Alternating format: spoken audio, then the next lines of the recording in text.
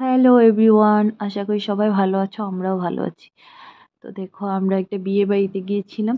এই ভিডিওটার first part already দিয়ে দিয়েছি। এটা হচ্ছে সেকেন্ড পার্ট, মানে না হলে দুটো ভিডিও একসাথে দিলে ভীষণ বড় হয়ে যেত, আর ভীষণ বড় হয়ে গেলে দেখতে সবাই বোর হতো। আর আমারও এত বড় ভিডিও এডিট করতেও ভালো লাগছিল না। তো দেখো, আমরা বিয়ে বাড়িতে চলে এসেছি। তখন আমাদের যেতে যেতে 10টার উপরে বেজে গিয়েছিল। এখন এসে দেখো, বউকে গিফট টিফট দিয়ে তারপরে বসে বসে এখানে, না এটা গিফট দিইনি, গিফট দেওয়ার আগে ছিল। তা আগে এখানে গিফট দেওয়ার আগে এখানে পকোড়া খাচ্ছিলাম, কারণ বউয়ের কাছে প্রচুর ভিড় ছিল। তারপর হচ্ছে, এখনও কিন্তু আমরা গিফট দিইনি, দিব। সামনে টামনে হাঁটছিলাম, হেঁটে হেঁটে ভিডিও করছিলাম। আর ওদের বাড়িতে হয়েছিল পুরো রিসেপশনের অনুষ্ঠানটা, এবং খাওয়াটাও বাড়ির সাইডে একটা নাকি খালি জায়গা আছে, ওখানে হয়েছে। মানে খুব সুন্দর হয়েছে দুটো জায়গায় মিলিয়ে। তো আমি দেখো বাইরে এসে এখানে ফটো তুলছিলাম। তো এই যেই দাদার বিয়েতে গেছিলাম, সেই দাদা আমার ক্লাসমেট, আমার সাথে পড়াশোনা করেছে। দাদা আমার থেকে 2 বছরে বড় হবে, বেশি না। আমার কিছুদিন আগেই জব পেয়েছিল, ধরো 1 বছর আগে, অনেক বছর আগে দাদা জব পেয়েছিল। এবং দাদা আমাদের ফার্স্ট বেচ, মানে ফার্স্ট বেচ না, সরি সরি, আমাদের মধ্যে ফার্স্ট জব পেয়েছিল দাদাই। আমরা পরের ইয়ে, যে ইয়েতে ওটাতেই জব পেয়েছিলাম। তো দাদার সঙ্গে অনেক দিন ধরেই সম্পর্ক, মানে অনেক কথা বলতাম।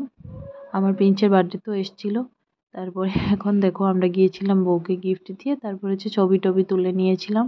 এই হচ্ছে দাদা এবং দাদার মিষ্টি বউ। তো দাদার বউকে না এখানে একটু কেমন লাগছে, বাট আমরা যে আরো পরিষ্কার দেখেছিলাম এবং ভালোই লাগছিল, আমার থেকে ভালো লেগেছে। এখানে একটু কেমন জানি লাগছিল, আর আমার ক্যামেরাটাতে সবসময় সুন্দর মানুষকেও কেমন একটা আসে, কালো আসে। তারপরে মানে কেমন জানি আসে আমার ক্যামেরাটাতে। এই ক্যামেরার কোয়ালিটিটা বেশি ভালো না আমার, সেই জন্য একটু সুন্দর মানুষকেও বাজে দেখাচ্ছে আর কি। তো আমরা দেখো গিফট টিফট দিয়ে এখানে আরো কিছু ছবি টবি তুললাম, তারপরে চলে গেলাম খেতে। খাওয়ার জায়গাটা আরেকটা দূরে ছিল। তারপর এসেই দেখো, প্রথমে খাওয়াতে কি দিল। প্রথমে দিল হচ্ছে এখানে একটা, ওটা কি ছিল, চপ মনে হয়, চপ ছিল। আর এটাকে কি জানি বলে, সাদা সাদা টকটক, আমি আর এই মুহূর্তে মনে আসছে না। তারপর শসা লেবু এখানে প্লেট থেকে নিয়েছি। তারপরে দিয়েছে ঝুরঝুরি যে ভাজাটা, এটা দিয়েছে। প্রিন্সের বাবা হচ্ছে সামনে বসছে, আমি এখানে বসছি। যখন আমরা একটু দেরি করে এসেছি, সেই জন্য বুক হয়ে গেছিলো। তারপরে দাদার বাবা যে আঙ্কেল, আঙ্কেল সাথেও আমার পরিচয় আছে। আঙ্কেল এসে এখানে বসিয়ে দিয়েছে, বলে দুজন দুইখানে বসো, জায়গা আছে। তারপর ও বসছে সামনে, আমি এখানে বসি। তারপর দিল ডাল দিল, তারপর একটা একটা করে দিচ্ছে আর আমি খাচ্ছি। তারপর এখানে হচ্ছে চিংড়ি মাছ, চিংড়ি মাছের মালাইকারি হয়েছে, সেটা দিল। তো আমরা যেহেতু অনেক রাত্রে হয়ে গেছে, নাহলে এটা আমার দিনের বেলা থেকে তো ওদের অনুষ্ঠান ছিল, দিনের বেলা থেকে খাওয়া দাওয়া হচ্ছিল আমাদের অনেক, 11টার উপরে, 11:30 মতো বেজেছিল খেতে যেতে আমাদের। তারপরে এটা জানি কি দিয়ে দিল, আমি ভুলেও গেছি, এতদিন আগে খেয়েছি না। এটা ছিল মাছ, কাতলা মাছ, কাতলা মাছের তরকারি। তারপরে একটা একটা করে দিচ্ছিল। তারপরে না আমাকে এখানে মাটন দিয়ে দিয়েছে, আমি যেহেতু মাটন খাই না, তো দিয়ে দিয়েছে, আমিও বুঝতে পারিনি। তারপর আমি রেখে দিয়েছি। তারপরে আবার এক আঙ্কেল আন্টি আমার সাইডে বসছিল, ওরা বলেছে ও তো মাটন খায় না, ওকে চিকেন দিয়ে দাও। তারপর চিকেন, তারপরে দই খেয়ে তারপরে খাওয়া দাওয়া করে দেখো আমরা বেরিয়ে পড়ছি। তখন প্রায় 12টার উপরে বেজে গেছে।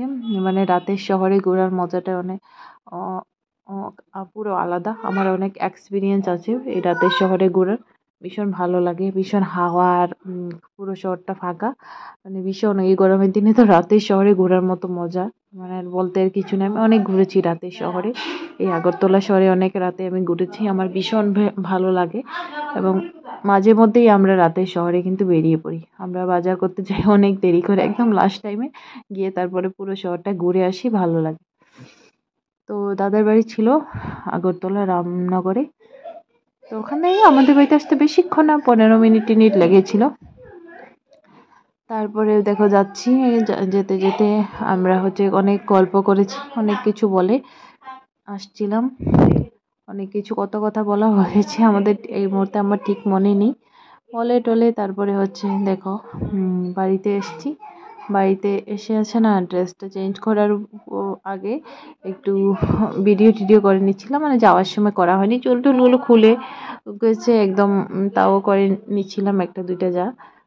কী করে চুল টুল বেঁধেছিলাম, এটা পুরো মানে ইয়ে হয়ে গেছে, মানে ওই আমি সন্ধ্যায় রেডি হয়েছিলাম আর এখন যাওয়ার আগে আমি লাইভ টাইপ করেছিলাম, সেই জন্য করা হয়নি।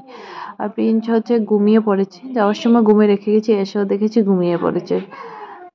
তো সব মিলিয়ে আমাদের দিনটা ভাবলাম দাদার বৌভাত থেকে আসার সময় একটা কেক নিয়ে আসবো আর একটু ছোটোখাটো করে সেলিব্রেশন করব, বাট হলো না, কারণ অনেক দেরি হয়ে গেলো, 12টার উপরে বেঁচে গেলো আর সব কেকের দোকান বন্ধ হয়ে গেছিলো, সেজন্য আর এই বছরের ম্যারেজ ডেটা একদমই সেলিব্রেশন করা হয়নি। প্রত্যেক বছরে করা হয়, এবছর করা হয়নি। তো ঠিক আছে, সবাই ভালো থেকো, সুস্থ থাকো, এই কামনাই করি। আর যারা যারা ভিডিওটা দেখছো সবাইকে থ্যাংক ইউ সো মাচ। এইভাবে তোমরা পাশে থেকো, ভালোবাসা দিও, তাহলে আরও সুন্দর সুন্দর ভিডিও করার অনুপ্রেরণা পাবো।